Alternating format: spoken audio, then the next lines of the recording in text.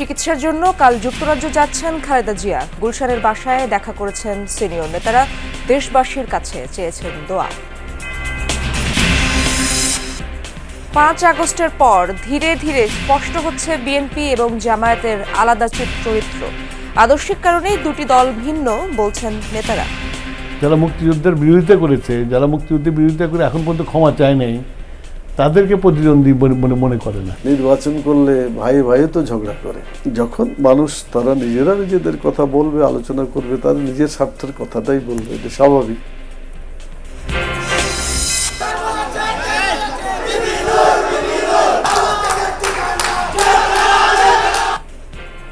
গণ অধিকার পরিষদের মুখপাত্রকে মারধরে জড়িতদের ধরতে চক্ষু বিজ্ঞান ইনস্টিটিউটের যৌথ অভিযান।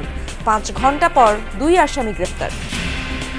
এই যে সন্ত্রাসী, এরা বিভিন্ন জায়গায় চিন্তা হচ্ছে, আপনারা দেখতে পাচ্ছেন। আমার তো মনে হয় এরাই এগুলো করে বেড়াচ্ছে। আর 2টা ভাইকে ওরা তুলে নিয়ে গিয়েছে। যদি আমাদের ভাইদেরকে সহি সালামতে যদি না ফিরাই দেয় আমাদের কাছে, 24কে আবার 25-এ রূপান্তরিত করবো ইনশাআল্লাহ। কোভিডের পর এবার চীন জাপানে আতঙ্ক ছড়াচ্ছে HMPV। নতুন ভাইরাস নয় বলছে IAEDCR। আতঙ্কিত না হয়ে স্বাস্থ্যবিধি মেনে চলার পরামর্শ। চলে গেলেন রূপালী পর্দার নবাব খ্যাত বর্ষিয়ান অভিনেতা প্রবীর মিত্র। FDCতে জানাজা শেষে আজিমপুরে দাফন, চলচ্চিত্র অঙ্গনে শোকের ছায়া। সন্তান হিসেবে একটু সুযোগ তো দেবেন, একটু সেবা করব, ওনার সব কথা শুনবো, ওনাকে চিকিৎসা করার সুযোগটা তো দেবেন, দিলেন না। অঞ্জন আপার মিলাদ নিয়ে কথা হচ্ছিল, কিন্তু এরই মধ্যে আরেকটি শোক আমাদেরকে আল্লাহ তাআলা দিবে, এটা আমরা ভাবতে পারি নাই। কুমিল্লায় আবারও কিশোর গ্যাংয়ের দৌরাত্ম্য, অলিগলিতে মহড়া, সংঘর্ষ। নিষিদ্ধ ছাত্রলীগের মদদের অভিযোগ, বৈষম্য বিরোধী ছাত্র আন্দোলন।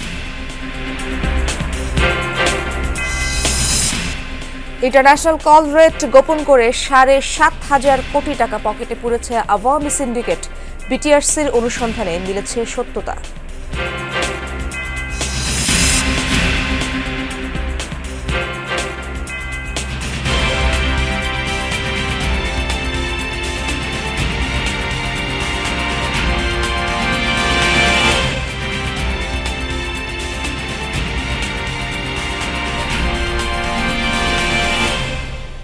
আমন্ত্রণ যমুনা নিউজে, আপনাদের সঙ্গে আছি আমি ইশরাত জাহান। এতক্ষণ শিরোনাম দেখছিলেন। চিকিৎসা করাতে লন্ডনে যাওয়ার আগে বিএনপি চেয়ারপারসনের সঙ্গে দেখা করেছেন দলটির মহাসচিব মির্জা ফখরুল ইসলাম আলমগীর ও স্থায়ী কমিটির সদস্যরা। এ সময় তারা বিএনপি চেয়ারপারসনের স্বাস্থ্যের খোঁজ নেন। পরে মির্জা ফখরুল গণমাধ্যমকে জানান, কাল যুক্তরাজ্যের উদ্দেশ্যে যাত্রা করবেন খালেদা জিয়া। দেশবাসীর কাছে চেয়েছেন দোয়া। জিয়া অরফানেজ ট্রাস্ট দুর্নীতি মামলায় দণ্ডপ্রাপ্ত হয়ে দীর্ঘদিন কারাবাস, নির্বাহী আদেশে শর্ত সাপেক্ষে মুক্তি। তবুও আওয়ামী লীগের আমলে উন্নত চিকিৎসা নিতে বিদেশে যাওয়ার অনুমতি মেলেনি বিএনপি চেয়ারপারসন খালেদা জিয়ার।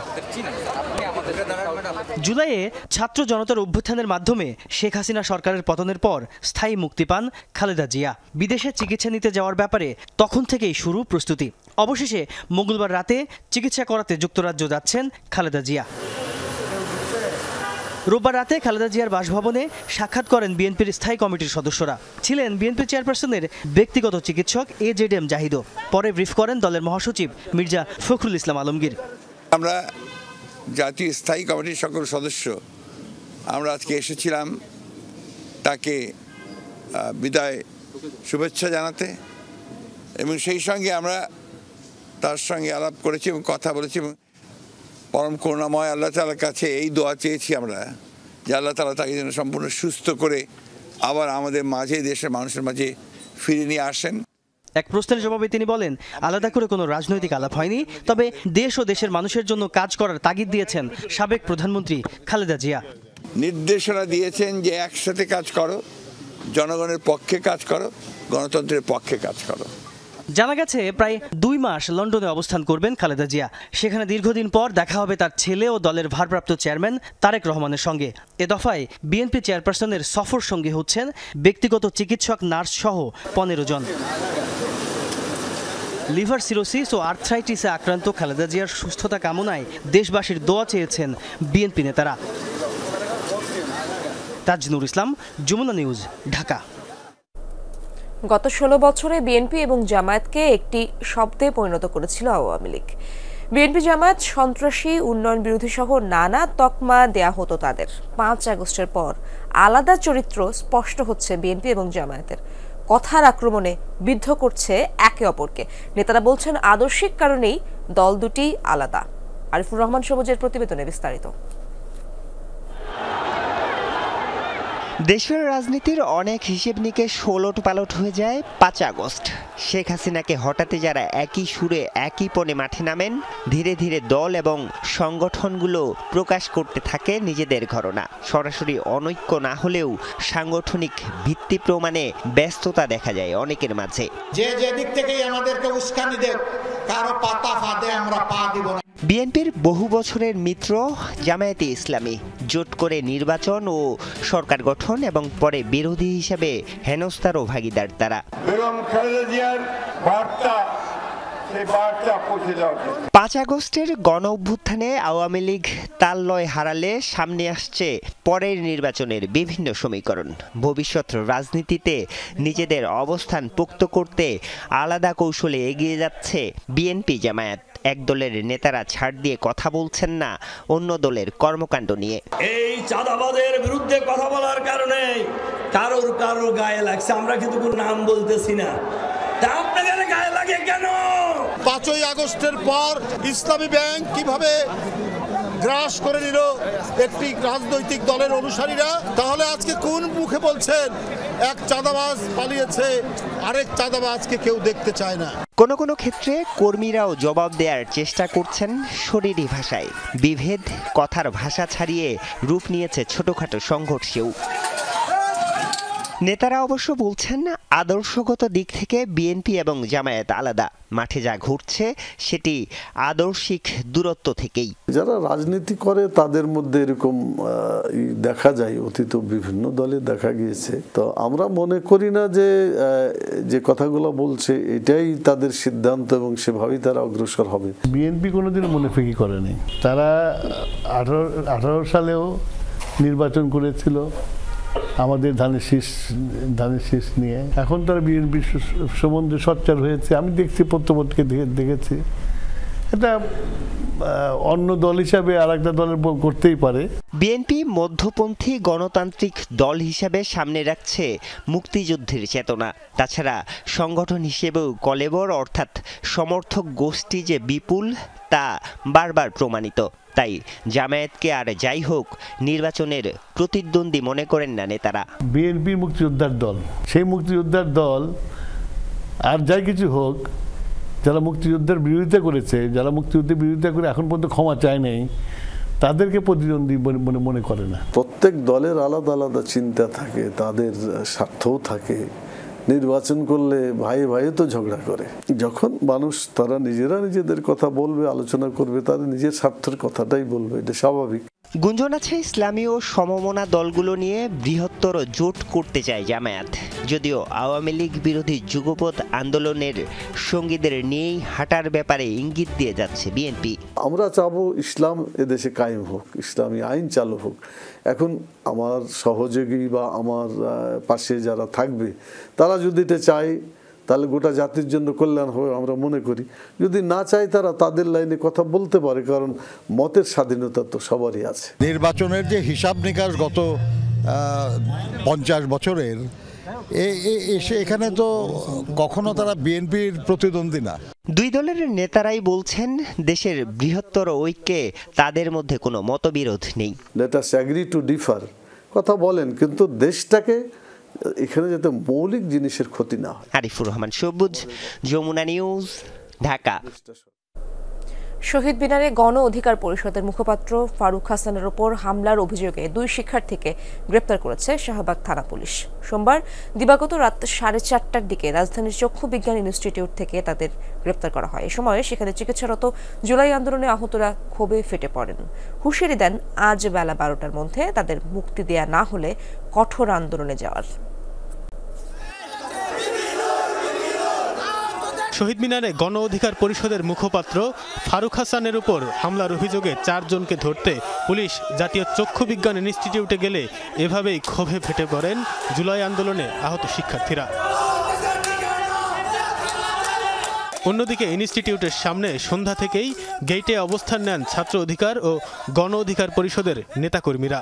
এই দ্বিমুখী অবস্থান চলে প্রায় 5 ঘন্টা। উপর থেকে তারা মানে একদম যে বেলকনিতে সেখানে এসে প্রায় 30 জনের মতো হবে, এখানে তারা বিভিন্ন কিছু দেখাচ্ছে, মানে ভয় দেখাচ্ছে, তারা এই করবে তা সেই করবে, স্টাম্প দেখাচ্ছে, ব্যার দেখাচ্ছে। আধা ঘন্টার মধ্যে আপনারা এই আসামিদেরকে নিয়ে আসেন। যদি নিয়ে না আসেন, ভোরের আলো ফুটলে এখানে যে জনতা ঢল আসবে, এখানে যে জনতার যে আমাদের নেতাকর্মী আসবে, আমরা কিন্তু কোনোভাবেই এগুলো সামাল দিতে পারবো না। পুলিশের আহ্বানে এক পর্যায়ে অভিযানে যোগ দেয় সেনাবাহিনীর টহল দল। শেষ পর্যন্ত তাদের সম্মিলিত চেষ্টায় গ্রেফতার হন হিল্লোল ও শরীফ নামে 2 আহত শিক্ষার্থী। তবে সোমবার বেলা 12টার মধ্যে গ্রেফতারকৃতদের মুক্তির দাবি জানিয়েছেন তাদের সহযোদ্ধারা। আমার 2টা ভাইকে ওরা তুলে নিয়ে গিয়েছে, এর মধ্যে কিছু হবে না ওরা গ্যারান্টি দিয়েছে, এবং আজকে 12টার মধ্যে ওদেরকে ছেড়ে দেওয়ার প্রতিশ্রুতি দিয়ে গেছে। আমরা 22,000 আহত, রাস্তায় আমার জীবন দিতে প্রস্তুত। আপনারা আমার ভাইদের জন্য দেশবাসীর কাছে আপনারা সবাই সহযোগিতা করবেন।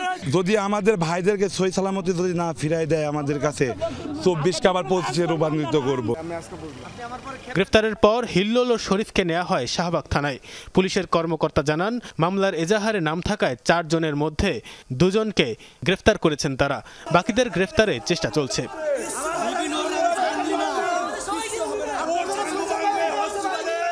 এর আগে রোববার বিকেলে গ্রেফতার হওয়া এই 2 জন সংবাদ সম্মেলন করে ক্ষমা প্রার্থনা করেন, কিন্তু অপরাধীদের দ্রুত আইনের আওতায় আনার দাবিতে শহীদ মিনারে বিক্ষোভ করে গণ অধিকার পরিষদ।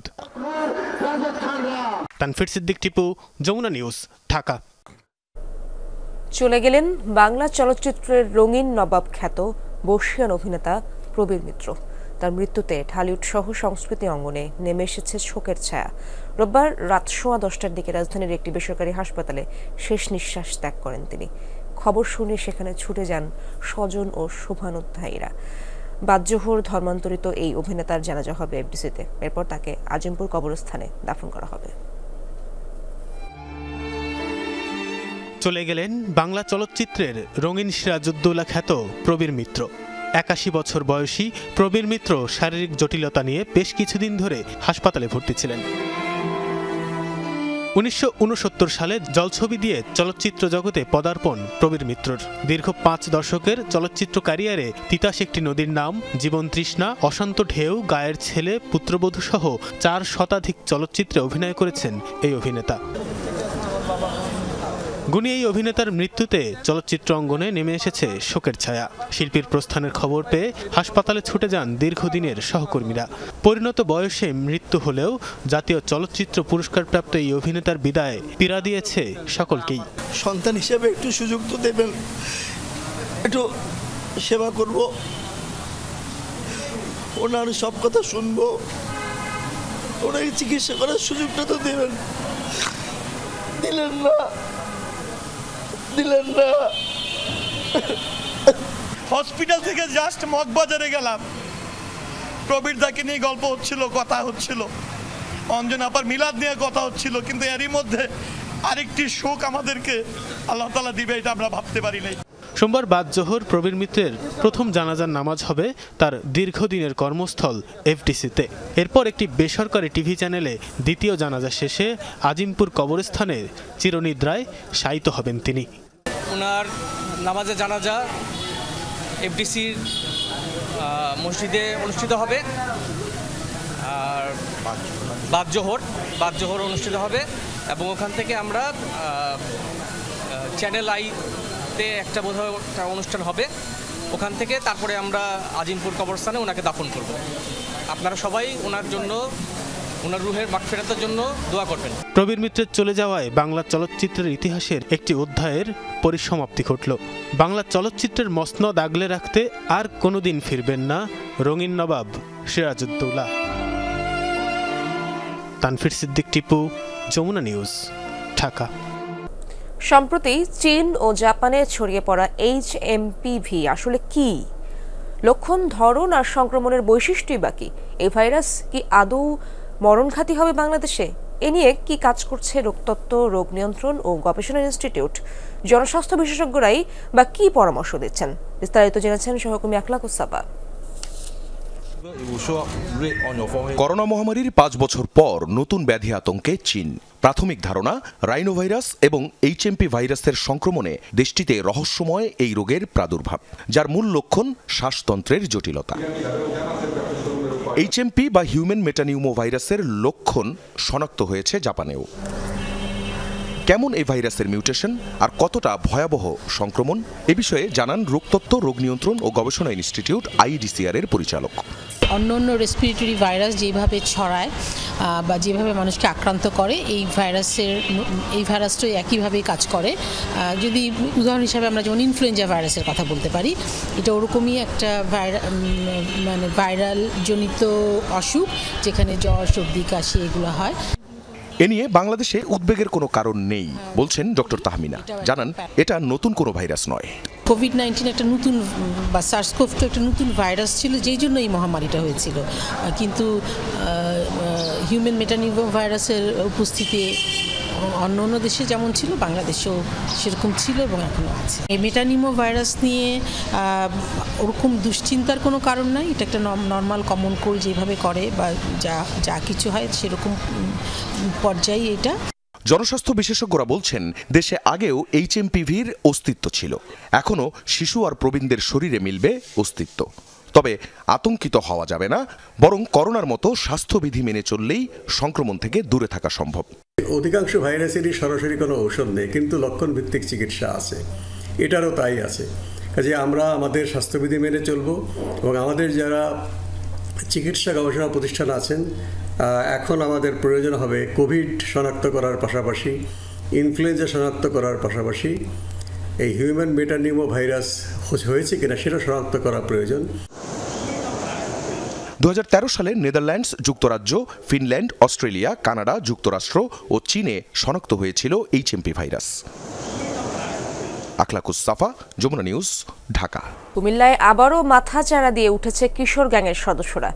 নিজেদের শক্তিমত্তা জানান দিতে মহড়া দিচ্ছে নগরীর অলিগলিতে। জামিন পাওয়া হত্যা মামলার আসামিরা ঘুরে বেড়াচ্ছে প্রকাশ্যে, জড়াচ্ছে হামলা, সংঘর্ষে। এতে আতঙ্কে নগরবাসী। নিষিদ্ধ ঘোষিত সংগঠন ছাত্রলীগের মদদে আইনশৃঙ্খলা পরিস্থিতির অবনতির চেষ্টা চলছে, অভিযোগ বৈষম্য বিরোধী ছাত্র আন্দোলনের। বেশ কিছুদিন গা ঢাকা দিয়ে থাকার পর গত কয়েকদিন ধরে কুমিল্লা নগরীতে শোডাউন শুরু করেছে বিভিন্ন কিশোর গ্যাংয়ের সদস্যরা। হঠাৎ মাথাচাড়া দিয়ে উঠেছে একাধিক হত্যা মামলার আসামিরা। রতন গ্রুপ, নয়ন বন্ড ও ইগল গ্রুপের দৌরাত্ম্যে আতঙ্কে নগরবাসী। বৈষম্য বিরোধী ছাত্র আন্দোলনের কর্মীদের অভিযোগ, নিষিদ্ধ ঘোষিত সংগঠন ছাত্রলীগ যাদের সন্ত্রাসী কর্মকাণ্ডে ব্যবহার করত, তারাই আইনশৃঙ্খলা অবনতিতে তৎপর হয়ে উঠেছে। এই ছাত্রলীগ যাদেরকে ব্যবহার করত, তাদেরকেই বিভিন্নভাবে দেশের শান্তি শৃঙ্খলা বিনষ্ট করার কাজে ব্যবহার করতেছে। এরা মূলত আসলে কিশোর গ্যাং না, আমরা কিশোর গ্যাং বলে বলে এদেরকে আসলে বাঁচিয়ে দিচ্ছি। এখন তাদের কোনো অভিভাবক নাই। এই অভিভাবক না থাকার কারণে এখন তারা শহরে শহরে বিশৃঙ্খলা করে তারা অভিভাবকদের দৃষ্টি আকর্ষণ করার চেষ্টা করছে। তারা নতুন অভিভাবকের খোঁজে আছে। 2019 সাল থেকে কিশোর গ্যাংয়ের হাতে শিক্ষার্থী হত্যা শুরু। ইগল গ্রুপের হাতে প্রাণ হারায় শিক্ষার্থী আদিল। 2022 সালে রতন গ্রুপের হাতে নিহত হন শাহাদাত। প্রতি বছর এই তালিকা দীর্ঘ হচ্ছে। সবশেষ গত 4 ডিসেম্বর নয়ন বন্ড গ্রুপের হাতে খুন হন সজীব হোসেন বাবু। এসব ঘটনায় অভিযুক্তরা দাপিয়ে বেড়াচ্ছে নগরী। এদের মধ্যে বখাটে পাবেন, আর আমাদের এখানে যেহেতু মাদকপ্রবণ এলাকা, মাদকাসক্ত পাবেন, এবং এরা কিন্তু রাজনৈতিক হাতিয়ার হিসেবে ব্যবহার হয়, এবং রাজনৈতিক হাতিয়ার হিসেবে ব্যবহার হতে যে এদের মধ্যে দ্বন্দ্ব তৈরি হয় এলাকা। আইন আসলে এদেরকে বয়সের কম দেখানোর কারণে কিন্তু এরা পার পেয়ে যায়। আমার মতে এই বয়সের দিকটা বিবেচনা না করে এদেরকে কিভাবে সংশোধন করা যায়, এদেরকে কিভাবে আইনের আওতায় আনা যায়, এদের রাষ্ট্রের যে প্রশাসন কাঠামো আছে এদেরকে ভাবতে হবে। প্রতিটি খুনের ঘটনায় মামলার পর আসামি গ্রেফতার হলেও জামিনে বের হয়ে গেছে সবাই। পুলিশ বলছে অপরাধ দমনে কাজ করছে তারা। কুমিল্লা শহরে এই ধরনের গ্যাং কালচার থাকবে না। পরবর্তীতে আমরা যদি দেখি তাদের কোনো অ্যাক্টিভিটিস শহরে বিভিন্ন আতঙ্ক সৃষ্টি করছে, আইন শৃঙ্খলার বিঘ্ন ঘটাচ্ছে, তাহলে আমরা অবশ্যই তাদের গ্রেপ্তার করে আইনগত ব্যবস্থা গ্রহণ করব। শুধু হত্যা নয়, কিশোর গ্যাংয়ের দৌরাত্ম্যে চুরি, ছিনতাই, মাদকের কারবার, চাঁদাবাজি সহ সামাজিক অপরাধ বেড়েছে কুমিল্লা নগরীতে। আমিন বাবু, যমুনা নিউজ। আন্তর্জাতিক কল ব্যবসার সিন্ডিকেট গুড়িয়ে দেওয়ার উদ্যোগ নিয়েছে বিটিআরসি। আওয়ামী লীগ আমলে নিয়ন্ত্রক সংস্থাকে চাপে রেখে ৭,৫০০ কোটি টাকা হাতিয়ে নেয় সিন্ডিকেট। প্রাথমিক পর্যায়ে আন্তর্জাতিক ইনকামিং কলের সর্বনিম্ন দর বাড়ানো হচ্ছে। 0.6 সেন্টে নির্ধারণের প্রস্তাব এখন মন্ত্রণালয়ে। 2015 সালে বছরে 5,000 কোটি টাকার আন্তর্জাতিক কল ব্যবসা দখলে মরিয়া হয়ে ওঠেন শেখ হাসিনা সরকারের প্রভাবশালী কয়েকজন। এরপর গড়ে তোলেন সিন্ডিকেট। অভিযোগ আছে এই সিন্ডিকেট আন্তর্জাতিক কলের প্রকৃত দরও গোপন রাখে। বিটিআরসিকে চাপ দিয়ে দফায় দফায় আন্তর্জাতিক কল রেটও কমিয়েছে তারা। তদন্তে বিষয়টির সত্যতা খুঁজে পেয়েছে বিটিআরসি। প্রাথমিক উদ্যোগ হিসেবে আন্তর্জাতিক ইনকামিং কলের সর্বনিম্ন দর 0.4 সেন্ট থেকে বৃদ্ধি করে 0.6 সেন্টে নির্ধারণ করার প্রস্তাব করেছে নিয়ন্ত্রক সংস্থা। যখন দেখা গেল 26, 27, 28টা লাইসেন্স দেওয়া হয়েছে, তো স্বাভাবিকভাবেই এদের আর বিজনেস কেসটা ওরকম থাকলো না। যেটাই হচ্ছে মূল অনিয়মগুলি হওয়ার শুরুটা হচ্ছে ওই জায়গাটায়। 0.4 সেন্ট ছিল, এটাকে একটু রেইজ করার জন্য 0.6 সেন্ট করার জন্য এটা আমরা সরকারের কাছে প্রস্তাব দিয়েছি। এতে করে সরকারের রেভিনিউ বাড়বে।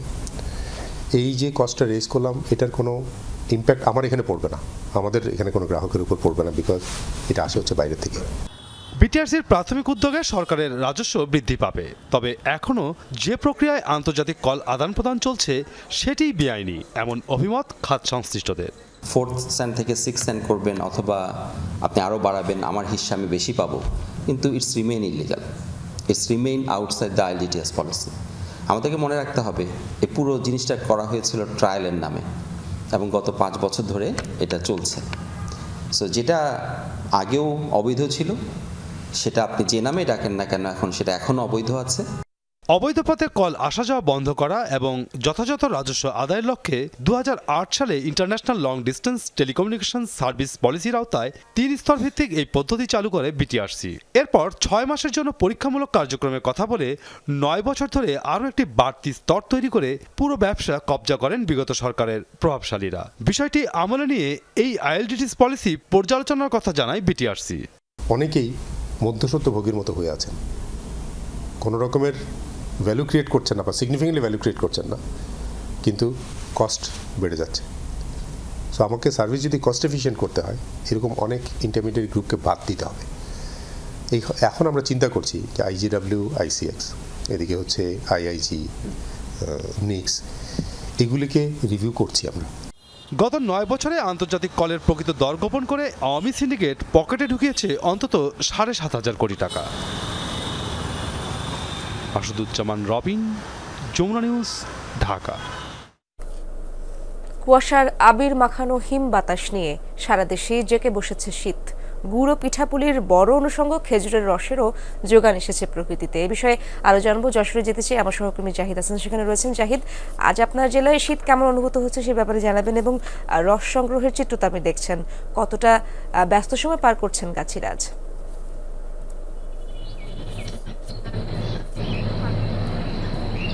এছাড়া এখন ঋতুরাজে যে পৌষ মাস, সেটা পৌষ চলতে পৌষের শেষের দিকে বলা যায়। গত কিছুদিন ধরে যশোরে যে শীত ছিল, যে বসেছিল শীত, সেটা ঘন কুয়াশা ছিল। আজকে ঘন কুয়াশা না থাকলেও অলরেডি রোদ উঠে গেছে যথারীতি সময়ে। যে শীতের যে অনুষঙ্গিত বলা হয় খেজুর এবং খেজুরের রস, প্রতিদিন সকাল থেকেই গাছিরা তাদের রস এখন প্রতিদিন সকাল থেকেই রস পাড়ছে। তারপরে যে বাসা বাড়িতে নিয়ে যায় যে পিঠা গাছিরা তাদের যে গতকাল বিকেলে যে গাছ কেটেছিল সেগুলো পরিচর্যা করে রস সকালবেলা থেকে পরিচর্যা করা শুরু করেছে। রস তাদের যে ঠেলা, সেই ঠেলা থেকে রস নামিয়ে তারা বাড়ি নিয়ে যাচ্ছে। আমাদের সাথে একজন গাছি আছে, আমরা একটু কথা বলি যে কি অবস্থা আপনাদের রস সংগ্রহের বিষয়টা কি যদি বলতেন। রস তো এখন বর্তমানে সেরকম হয় না, এই গাছটা কাটা খুব কষ্টের ব্যাপার, ঠিক আছে। এখন সারা রাত পাহারা দেয়, এই ছেলে ভেঙে ফেলে, ও ছেলে ভেঙে ফেলে, তারপরে মনে করেন পাহারা দিয়ে এই রসটা আমরা উৎপাদন করি, ঠিক আছে। কালকে যা কাটছিলাম আজকে মনে করেন যে এগুলা সেল হয়ে গেছে। কেমন রস হচ্ছে, কোন দাম কেমন? ভালো, 300 টাকা ভার। কেমন রস হচ্ছে? হ্যাঁ, রস মোটামুটি ভালো, 300 টাকা ভার একবারে। ইশরাত, আপনাকে বলে রাখি যে যশোরের যে রস, যে খেজুরের রস, সেটা যে গ্রাম অঞ্চলে যে প্রতি বাড়ি বাড়ি এখন দেখা মিলেছে, পিঠাপুলির সহ সবকিছু এখন মানুষের আমের সৃষ্টি হয়েছে এটা রসের। এই ছিল যশোর থেকে ইশরাত। জাহিদ, ধন্যবাদ আপনাকে, খুব সুন্দর চিত্র আমাদেরকে দেখাছিলেন। ভ্রমণ নিষেধাজ্ঞার কারণে স্থবির বান্দরবানের পর্যটন খাত। জীবন জীবিকা বন্ধ থাকায় কষ্টে দিন কাটছে এই খাত সংশ্লিষ্টদের। নিরাপত্তা জোরদার করে দ্রুত নিষেধাজ্ঞা প্রত্যাহারের দাবি স্থানীয়দের। সার্বিক পরিস্থিতি জরিপ করে দ্রুত পদক্ষেপ গ্রহণের আশ্বাস প্রশাসনের। বান্দরবান ঘুরে এসে সাইদুর রশিদ ইভানের তোলা ছবিতে শহীদুল সুমনের রিপোর্ট। বছরখানেক আগেও বান্দরবানের থানচি, তমাতুঙ্গি, তিন্দুমুখ, বগালেক ও কেওকারাডঙে ছিল পর্যটকের ঢল। তবে এখনকার চিত্র ভিন্ন। গত বছর এপ্রিলে থানচি ও রুমাই দুটি ব্যাংকে সন্ত্রাসী গোষ্ঠী কুকিচিনের হামলা ও লুটপাটের পর নিরাপত্তাজনিত কারণে দর্শনীয় সব স্থানে পর্যটক ভ্রমণে নিষেধাজ্ঞা দেয়া হয়। বেকার হয়ে পড়েন পর্যটন খাতের সাথে জড়িত সব মানুষ। ব্যবসা বাণিজ্য সবকিছু বন্ধ। আজকে আমরা 8-9 মাস পর্যন্ত মানবতার জীবন যাপন করতেছি। আমাদের পিঠ অনেক দেয়ালে থেকে গেছে, আমাদের চলাটা খুবই কঠিন হচ্ছে। এই বছরে তো একদম আসে না, পর্যটকগুলো আসে না, একদম বন্ধ হয়ে গেছে। হাজার হাজার এখানে পর্যটক আসতো, সবকিছু আসল হয়ে গেছে। ব্যবসা দিয়ে দোকানপাট দিয়ে আমরা খুব জামলা কষ্টের অবস্থা আছি। সব পর্যটন কেন্দ্র শূন্য, জীবিকা বন্ধ থাকায় কষ্টে আছেন অনেকে। নিরাপত্তার জোরদার করে এবং সব সংগঠনের সাথে আলোচনা করে দ্রুত নিষেধাজ্ঞা তুলে দেওয়ার দাবি স্থানীয়দের। খুব দ্রুত আমাদের পর্যটন শিল্পকে বাঁচাতে হবে, দ্রুত সম্ভব আমাদের টুরিস্ট গুলো খুলে দেওয়ার জন্য। আমরা আর পারতেছি না, আমরা খুব অসহায় বলে চলে, আমাদের কোনো কিছুই নাই। রুমা, থানচি ও রোয়াংছড়িতে নিষেধাজ্ঞা বলবৎ থাকায় বিপুল অর্থের রাজস্ব হারাচ্ছে সরকার। পর্যটক আগমনে নিষেধাজ্ঞা প্রত্যাহার হলে নিরাপত্তা বৃদ্ধি সহ প্রয়োজনীয় পদক্ষেপ গ্রহণের আশ্বাস স্থানীয় প্রশাসনের। আইন শৃঙ্খলা যদি ওনারা উল্লেখ করে থাকেন প্রশাসন থেকে, তাহলে আমি বলবো এটা তাদের দায়িত্ব। তারা সব কিছু আছে, তাদের উপকরণ, লজিস্টিক সাপোর্ট সব দেওয়া হয়েছে সরকারের তরফ থেকে। সেনাবাহিনী এবং ডিজিএফআই সহ যারা আছে তাদেরকে ইনফর্ম করা হয়েছে। আমরা এইটা নিয়ে যৌথভাবে কাজ করছি। আমরা সার্ভে করছি যে সেখানকার নিরাপত্তা পরিস্থিতি কেমন। অস্ত্রের ঝনঝনানি, চাঁদাবাজি, খুনগুম বন্ধ হলে পাহাড়ের পর্যটন শিল্প আবারও ঘুরে দাঁড়াবে, এমনটাই প্রত্যাশা বান্দরবানে বসবাসরত পাহাড়ি বাঙালিদের। শহীদুল সুমন, যমুনা নিউজ, বান্দরবান। অপহরণের 2 দিন পর পটুয়াখালী বাউফলের ব্যবসায়ী শিবানন্দ রায় বণিককে উদ্ধার করেছে আইন শৃঙ্খলা বাহিনী। পুলিশ জানায় রোববার রাতে উপজেলার কচুয়া গ্রাম থেকে তাকে উদ্ধার করা হয়। এর আগে 3 জানুয়ারি শিবানন্দের ব্যবসায়ী প্রতিষ্ঠানে হামলা চালায় 7-8 জনের ডাকাত দল। ভাঙচুরের পাশাপাশি লুট করা হয় নগদ অর্থ, পাশাপাশি অস্ত্রের মুখে জিম্মি করা হয় শিবানন্দকে। পুলিশ জানায় আলগি নদী হয়ে ডাকাত দল প্রথমে তাকে তেতুলিয়ার দিকে নিয়ে যায়, পরে র্যাব ও সেনা সদস্যদের তৎপরতার খবরে তাকে কচুয়া গ্রামে ফেলে যায়।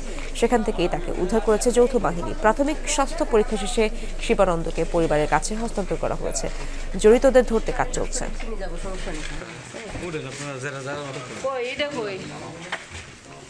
শুধু একটা ভোলা নিউজ দিয়েছিল কালকে, এই ভোলা থেকে ফোন দিয়েছে। আপনাদের এই ভোলাতে অনেক হিতাকাঙ্ক্ষী আছে, আপনার পরিচিত অনেক লোক আছে, এই ভোলা ফোন দিয়েছে। ওই ভোলা ফোন দেওয়ার পরে আমি একটু আশ্বস্ত হয়েছি যে এখন একটু বাঁচার আশা আছে। এই 50টা ঘন্টা আমাদের যে কীভাবে কেটেছে সেটা আমরা বলতে পারবো না। জীবিত উদ্ধার হয়েছে আমরা তাকে পেয়েছি, এটাই হলো আমাদের সবচেয়ে বড় পাওনা। পুরনো ভবনের ঝুঁকি নিয়েই চলছে টাঙ্গাইলের ভুয়াপুর থানার কার্যক্রম। প্রায়ই খসে পড়ছে দ্বিতল ভবনের ছাদ ও দেয়ালের পলস্তরা। বিভিন্ন স্থানে বেরিয়ে এসেছে রড। যে কোনো সময় বড় ধরনের দুর্ঘটনার শঙ্কা নিয়েই সেখানে কাজ করার পাশাপাশি থাকছেনও পুলিশ সদস্যরা। নিরাপত্তা নিশ্চিতে দ্রুত নতুন ভবন নির্মাণের দাবি। টাঙ্গাইলের ভুয়াপুর থানা দ্বিতল বিশিষ্ট ভবনের ওপরতলায় পুলিশ সদস্যদের আবাসস্থল। দীর্ঘদিন সংস্কার না হওয়ায় ঝুঁকিপূর্ণ হয়ে পড়েছে ভবনটি। বিভিন্ন স্থানে খসে পড়ছে ছাদের পলেস্তারা, কিছু জায়গায় বেরিয়ে এসেছে লোহার রডও। ঝুঁকি নিয়ে চলছে থানার কার্যক্রম। বসবাস নিয়েও দুশ্চিন্তায় পুলিশ সদস্যরা। দ্রুত সংস্কার কিংবা নতুন ভবন নির্মাণের দাবি তাদের। বিভিন্ন জায়গা ভাঙ্গা গেছে, এটাতে আমরা ঝুঁকির মধ্যে আছি, যে কোনো সময় একটা বড় ধরনের দুর্ঘটনা ঘটতে পারে। বিভিন্ন ফ্লার ফাইটে গেছে, এটা একদম পড়ে যাওয়ার মতো অবস্থা হয়ে গেছে বিল্ডিংটা, এখানে কোনো মতে থাকার উপযোগী না এটা। তো আমরা সরকারের কাছে আপনাদের মাধ্যমে দাবি জানাই যেন এটা খুব অতি শীঘ্রই আমরা সংস্কার করে একটা ভালো নির্মাণ ব্যবস্থা করে থাকার উপযোগী করে দেয়। সমাজের নিরাপত্তা নিশ্চিতের জন্য কাজ করলেও নিজেদের নিরাপত্তা নিয়েই সংশয়ে ভুক্তভোগী পুলিশ সদস্যরা। ভবন সংস্কারের বিষয়টি জানানো হয়েছে ঊর্ধ্বতন কর্মকর্তাকে। দুর্ঘটনার শঙ্কা রোধে আবাসস্থলে দ্রুত নতুন ভবন নির্মাণের আর্জি থানার ভারপ্রাপ্ত কর্মকর্তার। আমাদের ঊর্ধ্বতন কর্তৃপক্ষকে জানানো হয়েছে যে আমাদের বিল্ডিংটা বসবাসের যোগ্য, এই বিল্ডিংগুলো দ্রুত সংস্কার বা নতুন কোনো বিল্ডিং করা যায় কিনা এই ব্যাপারে একটা মেসেজ সংশ্লিষ্ট মন্ত্রণালয় সহ সবাইকে জানাতে চাই। 1974 সালে ভুয়াপুর থানা উদ্বোধন করেন তৎকালীন স্বরাষ্ট্র ও যোগাযোগ মন্ত্রী এম মনসুর আলী। 1983 সালে ঢাকা বিভাগের ডিআইজি এম আজিজুল হক থানা ভবনের ভিত্তিপ্রস্তর স্থাপন করেন। এরপর মাঝে মধ্যে সংস্কার হলেও সেটি কোনো কাজে আসেনি। সাইফ আহমেদ, যমুনা নিউজ। গাইবান্ধায় ভাঙনপ্রবণ এলাকায় বালুমহল ঘোষণায় ফুঁসে উঠেছেন তিস্তা ব্রহ্মপুত্র পাড়ের মানুষ। তাদের অভিযোগ, নিরীক্ষা ছাড়াই জায়গা ঠিক করেছে প্রশাসন। দেখা হয়েছে নদী খেকোদের স্বার্থ। জেলা প্রশাসক জানিয়েছেন, তদন্ত গণশুনানি শেষে চূড়ান্ত সিদ্ধান্ত নেওয়া হবে। তিস্তা ও ব্রহ্মপুত্রের ভাঙনপ্রবণ গাইবান্ধার কামারজানি ও চরচোরতা বাড়িসহ কয়েকটি এলাকা শুধু বর্ষায় নয়, এখনও ভাঙছে কিছু এলাকা। সম্প্রতি কয়েকটি পয়েন্টে নদী শাসনের কাজ শেষ হয়েছে, অথচ সেই ভাঙনপ্রবণ এলাকাতেই 2 বালুমহল ঘোষণা করে প্রজ্ঞাপন দিয়েছে জেলা প্রশাসন। এর মধ্যে কামারজানি মৌজার 190 একর ও চরচোরতাবাড়ি মৌজার 18 একর জমি রয়েছে। এতে হতাশ ক্ষুব্ধ নদীপাড়ের মানুষ। বালুমহল এখানে চলবে না, আমরা গরিব মানুষ, নদী ভাঙ্গিয়ে এই বালুচরের উপরে আমরা বসত দুটা করি আছি, বাপদাদা সাহেব সম্পত্তির উপর ভাঙ্গি যায়, এদিক ওদিক যাই, ফির আবার এই জায়গায় আসি। এখন যাই হোক এই জায়গাটা আমাদের থল হয়েছে। বালুদুল ভয়েট করেন, তাহলে আমরা এখন কোর্টে যা দাঁড়াবো, আমার তো দাঁড়ার মতন কোনো ক্ষমতা নাই। এলাকাবাসীর অভিযোগ, দীর্ঘদিন ধরেই অবৈধভাবে বালু উত্তোলনে জড়িতরা চিহ্নিত নদী খেকো। তাদের ইন্ধনেই যথাযথ নিরীক্ষা ছাড়াই এমন হঠকারী সিদ্ধান্ত নিয়েছে প্রশাসন। কামারজানি ইউনিয়ন যুবলীগের সভাপতি মারুফ, মোল্লাচর ইউনিয়নের যুবলীগের আহ্বায়ক জিয়া, তারপর জাহাঙ্গীর, মিলন, রানা, এরা দীর্ঘদিন থেকে অবৈধভাবে আমাদের এই কামারজানিতে বালু উত্তোলন এবং বালুর ব্যবসা করে আসছে। প্রশাসন সরজমিনে এটা তদন্ত করুক। আপনারা এসেছেন, দেখেন এগুলো সবগুলো ফসলি জমি, ধান পাট ভুট্টা দিয়ে মানুষ তাদের জীবিকা নির্বাহ করছে, এখানে কোনো পরিত্যক্ত জমি নাই। বালুমহলের প্রতিবাদে ফুঁসে উঠেছেন এলাকাবাসী। এরই মধ্যে জেলা প্রশাসক বরাবর আবেদন, মানববন্ধন সহ বিভিন্ন কর্মসূচি পালন করেছেন তারা। কামারজানিতে 2টি তোমার বাচ্চার হাই স্কুল আছে এবং প্রাইমারি আছে, মাদ্রাসা আছে। এই বাচ্চাদের চলাচল করা খুবই কষ্টদায়ক হবে। কামারজানিতে গণস্বাক্ষর কালেকশন করছি, এখানে আমরা গণ মিছিল করছি এবং আপামর জনগণকে নিয়ে এখানে আমরা মিটিং মিছিল করছি। এই বালুমহল এখানে হবে না, এটার জন্য অত্তর 4টি ইউনিয়নের সিংহভাগ মানুষের করজোরে দাবি। জেলা প্রশাসক বলছেন, দ্রুতই সরেজমিনে তদন্ত সহ অনুষ্ঠিত হবে গণশুনানি, তারপর নেওয়া হবে সিদ্ধান্ত। এক পক্ষ থেকে আপত্তি যারা দিয়েছেন তারাও একটা স্মারকলিপি দিয়েছেন, আবার আরেক পক্ষ বিরাট একটা গ্রুপ তারাও চাচ্ছেন যে এটা যাতে বালুমহল থাকে। তো আমরা 2 পক্ষকে নিয়ে একটা গণশুনানি করে আমরা একটা সিদ্ধান্ত নেব এবং ইতিমধ্যে আমরা একটা কমিটিও করে দিয়েছি। বসতভিটা, ফসলি জমিসহ পরিবেশ রক্ষায় দ্রুতই কার্যকর ব্যবস্থা নেওয়ার দাবি জানিয়েছে পরিবেশবাদীরাও। ওবায়দুর রহমান, যমুনা নিউজ। ভারত থেকে নেমে আসা পাহাড়ি ঢলে বালু পড়ে ভরাট হয়ে গেছে নেত্রকোনার সোমেশ্বরী নদীর তলদেশ। এতে ঢল এলেই নদীর দুকুল উপচে পানিতে প্লাবিত হয় তীরবর্তী জনপদ। ঢলের সাথে আসা বালু পড়ে নষ্ট হয়েছে বিস্তীর্ণ ফসলি জমি। এতে বিপাকে হাজারো কৃষক। গেল বছর কয়েক দফা পাহাড়ি ঢলে নেত্রকোনার দুর্গাপুরে বিধ্বস্ত হয় সোমেশ্বরী নদী তীরবর্তী শত শত বাড়িঘর। বানের জল চোখের পলকে ভাসিয়ে নেয় গাছপালা সহ বিভিন্ন স্থাপনা, নষ্ট হয় বিস্তীর্ণ জমির ফসল। পাহাড়ি ঢলের সাথে আসা বালু পড়ে নষ্ট হয়েছে সোমেশ্বরী পাড়ের অন্তত 50টি গ্রামের বিস্তীর্ণ ফসলি জমি। চাষাবাদ করতে না পারায় বিপাকে হাজারো প্রান্তিক কৃষক। যে পরিমাণে পানি, বন্যার পানিটা আসছে, নদীটা ভরাট হয়ে যাওয়ার কারণে এই পানিটার ধারণ ক্ষমতা নদীতে নাই, যার ফলে এই পানিটা কি করে আসে নদীর দুই পাশে যে গ্রামের দিকে ধাবিত হয়। এমন অবস্থা হয়েছে বালু ঠেক জমিয়া, এমন মানে আমরা ফসল কিছুই উৎপাদন করতে পারি না, যেটাই দেই এটাই মনে করেন যে মইরা শেষ। ফসল সব নষ্ট হয়ে যায়, ক্ষেত কলা বন্ধ হয়েছে, ফসল কেউ মারাইতে না, হারতারে না, সব কাম করতেছি না, না কায় মরতাছি আমরা, ফসল কিছু হইতাছে না। স্থানীয়দের দাবি, নদীর বিভিন্ন বালুমহল থেকে যখন নিয়মিত বালু তোলা হতো তখন পাহাড়ি ঢলে এতটা ক্ষয়ক্ষতি হতো না। নদীর প্রবাহ স্বাভাবিক রাখতে বালু অপসারণ সহ নদী খননের তাগিদ তাদের। বালু উত্তোলন চালু হওয়ার সময় নদীটা দেখা গেলো যে পানি আসলে, বন্যা আসলে ওই আশেপাশে বাড়িঘর, গ্রামাঞ্চল প্লাবিত হইতো না। এখন নদীটা বন্ধ হওয়ার ফলে যে বন্যা আসে, বন্যায় আশেপাশের এমন মনে করেন যে 50টা গ্রাম প্লাবিত হয়, ফসলাদি নষ্ট হয়। নদী খনন অথবা যদি বালুঘাট যারা মহাল এটা চালু করে দেওয়া হইতো পরিকল্পিতভাবে, বালু খনন হইলে পরে আমাদের গ্রামবাসীর জন্য ভালো হইতো। নদীর বেহাল দশার কথা জানা আছে প্রশাসনের। বালুতলায় উচ্চ আদালতের নিষেধাজ্ঞার বিষয়টি নিষ্পত্তি হলে দ্রুত প্রয়োজনীয় ব্যবস্থা নেওয়ার আশ্বাস জেলা প্রশাসকের। বালু উত্তোলন না করার ফলে নদী ভরাট হয়ে যাচ্ছে, বালুগুলো ফসলের জমিতে চলে আসছে। যেমন প্রাকৃতিক পরিবেশ আমাদের বজায় রাখতে হবে, তেমনি আবার প্রকৃতির অনেক ক্ষতিও হচ্ছে।